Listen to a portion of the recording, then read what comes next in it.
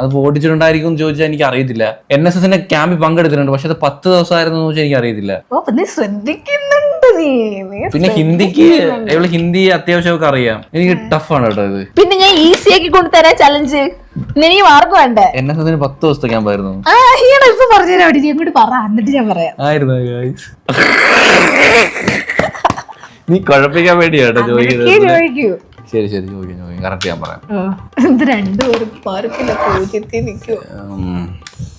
എനിക്ക് ഇവിടെ ഒരു വര വരയ്ക്കണം. ബുള്ളറ്റ് ഓടിച്ചെന്ന് നീ ഓടിച്ചു പോയിട്ടുണ്ടെന്നാണോ പറയാനുള്ളൂ? ഞാൻ പറഞ്ഞു അങ്ങനെ പറയാ. ഞാൻ ക്ലാസ്സിലാണോ ക്ലാസ്സിന് പുറത്താണോ അടിയെന്ന് വെച്ചിട്ട് അങ്ങനെ പറഞ്ഞാണോ? റോഡിൽ ഓടിച്ചു പോയിട്ടുണ്ടോ? ബുള്ളറ്റ് ഓടിച്ചിട്ടുണ്ടോ? നുണയാത്. ബുള്ളറ്റ് ഓടിച്ചിട്ടൊന്നും പോയില്ല. ഇതിപ്പോ ഓടിച്ചു പോയാലും ഇപ്പൊ അടി ഇവിടെ നടക്കും കേട്ടോ. റോഡിൽ കൂടെ ഓടിച്ചില്ലെന്നുണ്ടെങ്കിൽ ഉള്ള കാര്യം ഞാൻ പറഞ്ഞേക്കാം. എന്ത് ഞാൻ പറയാനുള്ളത് ബുള്ളറ്റ് ഓടിക്കാന്ന് പറഞ്ഞാൽ നമ്മള് 2 കാല് വിടുന്ന വണ്ടി ഓടിക്കുന്നതിന് ബുള്ളറ്റ് ഓടി ചുമ്മാ കയറി ഇരുന്നതിനെ ഓടിച്ചെന്ന് പറഞ്ഞു കഴിഞ്ഞാൽ ഞാൻ അടി ഉണ്ടാക്കും. ഉറപ്പാ, സീരിയസ് അടി ഉണ്ടാക്കും. ഇപ്പം ബാക്കി രണ്ടും വിട്ടോ? ബുള്ളറ്റ് ഓടിച്ചെന്ന് പറഞ്ഞു. ശരിയാണെങ്കിൽ പാടി കിട്ടൂടാ. ഞാൻ ബുള്ളറ്റ് ഓടിച്ചിട്ടൊന്നുമില്ല. ഞാൻ കേറി 2 ഫോട്ടോ എടുത്തിട്ടേ ഉള്ളൂ. താങ്ങാൻ പോലും അക്കൗണ്ട് തുറന്നിരിക്കുന്നു. 1.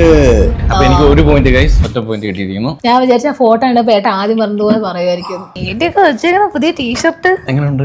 ഇച്ചിരി മസിലോട് ഉണ്ടായിരുന്നെ കൊള്ളായിരുന്നു. ജിമ്മിലൊക്കെ ഒന്ന് പോണം. കൊള്ളാല്ലേ ഗൈസ് ഡ്രസ്? അടിപൊളിയായിട്ടുണ്ട്, എനിക്ക് ഇഷ്ടപ്പെട്ടു. എടുത്തിട്ടപ്പോഴേ എനിക്ക് ഇഷ്ടപ്പെട്ടു.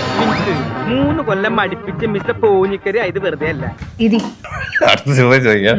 ഒരിക്കൽ കളഞ്ഞു പോയ മാല ഒരാൾക്ക് കണ്ടുപിടിച്ചു കൊടുത്തിട്ടുണ്ട്. കുക്കിങ്ങിൽ എക്സ്പേർട്ട് ആണ്. മൃദുലയുടെ